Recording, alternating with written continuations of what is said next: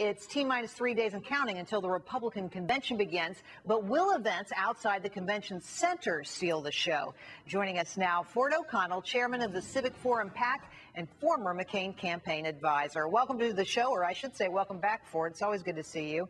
Well, thank you for having me on, Gerri. I have my Republican tie with the elephants to inaugurate the occasion. I'm impressed. All right.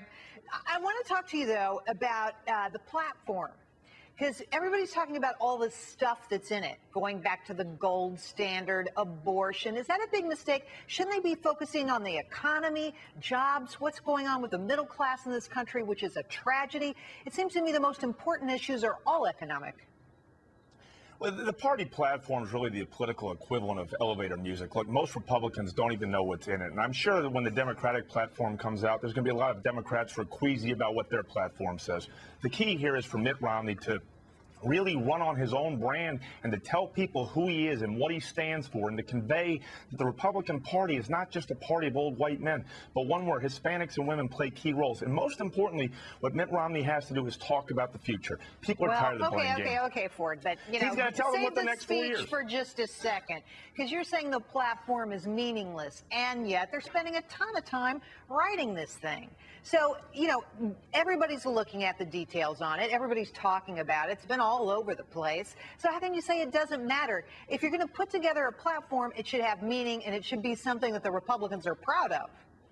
It's a document that incorporates views from all wings of the party, but really the focus is on Mitt Romney. I understand what you're saying. There are a couple of things in the platform that are very good that I'm hopeful for, and that is the guest worker program, which really, you know, our immigration system's broken, and we really need to look at, you know, securing the border and using a free market approach. There's some good things in there, but it's something that is inclusive of all the different wings of the Republican Party. But Mitt Romney is not running for the entire Republican Party. He's running on his own brand. All right, okay.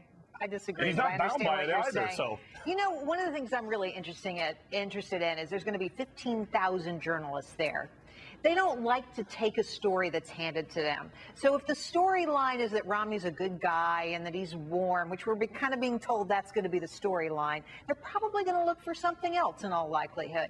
And they're going to find Sarah Palin out there. They're going to find the Vice President of the United States running around somewhere in Florida. Do you think this thing could spin out of control?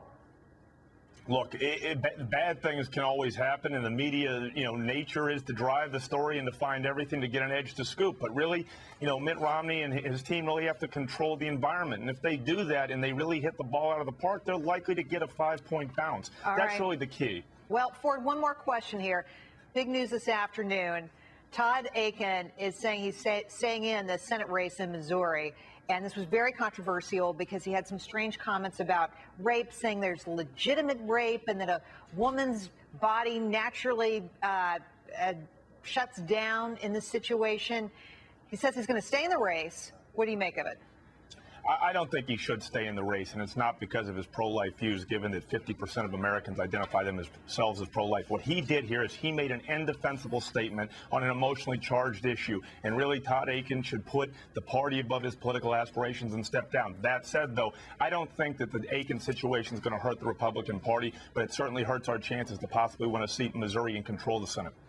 Interesting stuff. Ford, thanks for coming on. It's always great to see you. I hope you'll be with us sometime next week, too.